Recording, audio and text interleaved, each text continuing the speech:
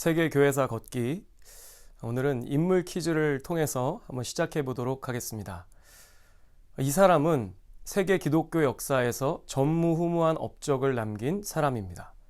종교개혁가 루터와 쯔빙글리, 깔뱅도 이 사람의 책을 읽고 많은 영향을 받았다고 하는데요. 하나님의 도성이라는 대작을 남긴 이 사람은 누구일까요? 지난주 내용을 참고하셔서 댓글을 달아주시면 감사하겠습니다. 오늘 이 펠라기우스라는 사람에 대해 살펴볼 텐데요. 이 펠라기우스는 잉글랜드의 수도사로 앞서 살펴본 아우구스티누스와 동시대를 살면서 이 신학적으로 대척점에 섰던 사람입니다. 그의 사상은 펠라기우스주의로 불리며 지금까지도 영향을 미치고 있습니다. 이 펠라기우스는 당대 최고의 도시 로마로 거처를 옮겼습니다. 로마 제국에 살고 있는 사람이라면 누구나 이 로마시에 한 번쯤 살고 싶어 했기 때문입니다. 하지만 이 펠라기우스는 로마 교회의 신자들을 보고 금세 실망하고 말았습니다.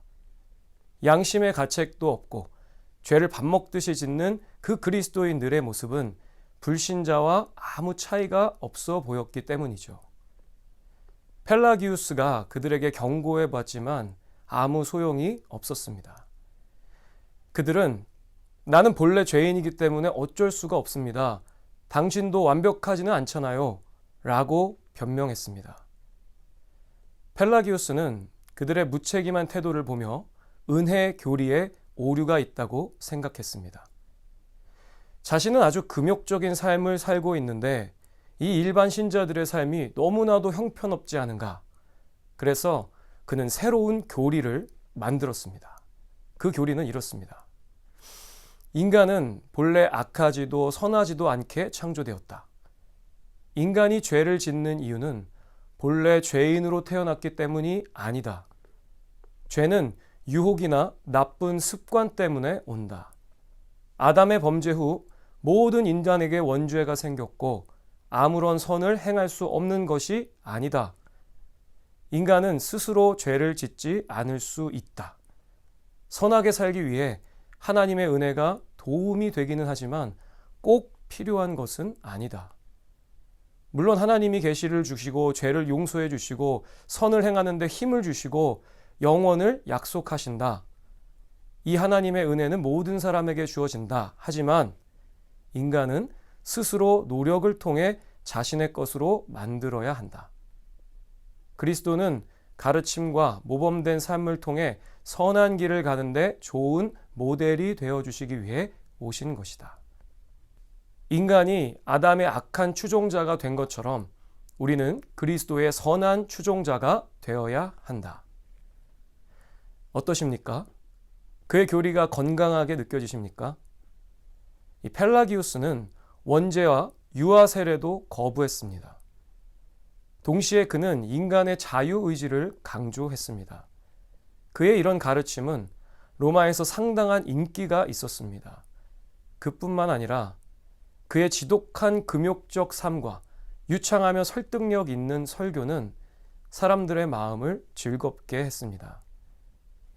그의 교리는 인간의 능력과 심성을 긍정적으로 보고 무한한 가능성을 보여주었기 때문에 매력적이었습니다. 당대 유명한 교회 지도자들은 이런 그의 사상에 대해 매우 염려했고 이단적 교리임을 분명히 했습니다.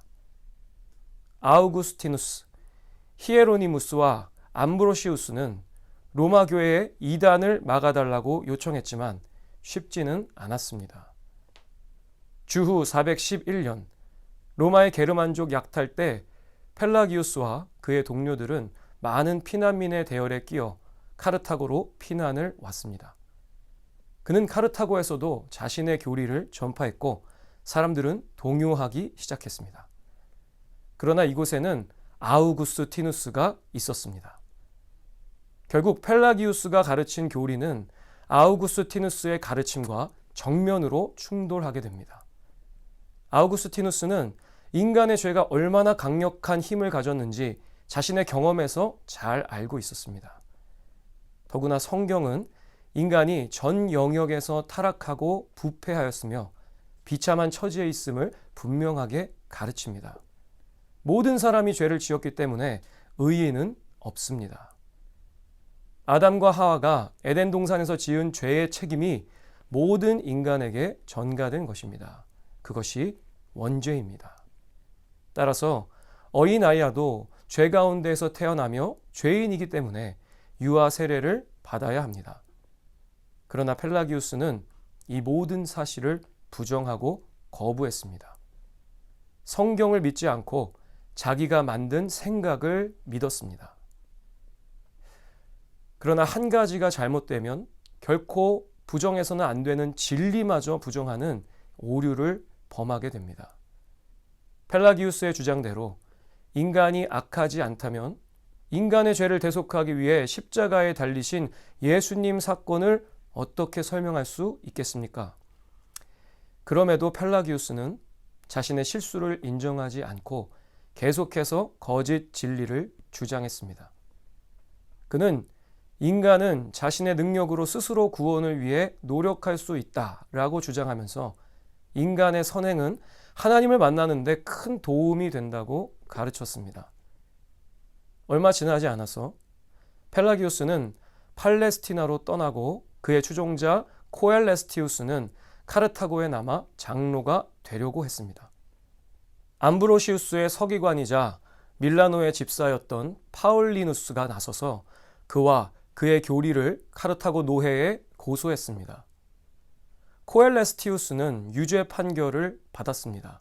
한편 펠라기우스는 팔레스티나에서 스페인 출신으로 아우구스티누스의 제자였던 오로시우스 장로로부터 고소를 당해서 예루살렘과 디오스폴리스 노회에서 재판을 받았습니다. 하지만 문제가 없다는 평가를 받게 됩니다.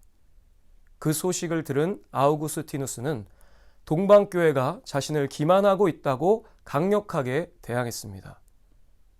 밀라노와 카르타고 노회는 주후 416년 펠라기우스 교리가 이단적이라는 결정을 로마 교회에 보내며 강하게 압박했습니다.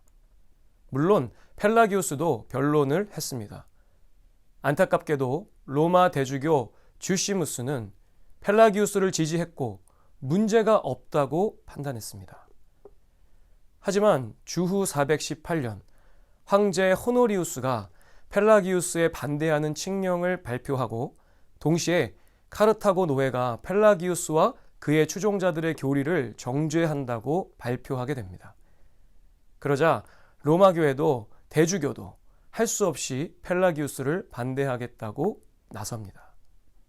이렇게 해서 펠라기우스 논쟁은 일단락되었습니다.